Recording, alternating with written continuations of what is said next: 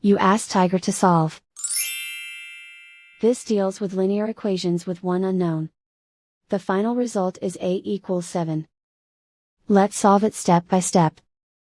Simplify the expression. Expand the parentheses. Simplify the arithmetic. Swap sides.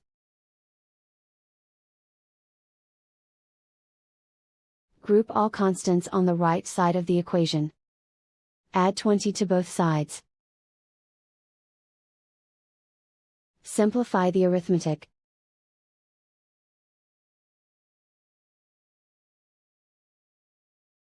Isolate the a. Divide both sides by 2.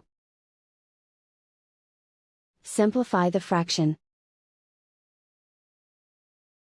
Find the greatest common factor of the numerator and denominator.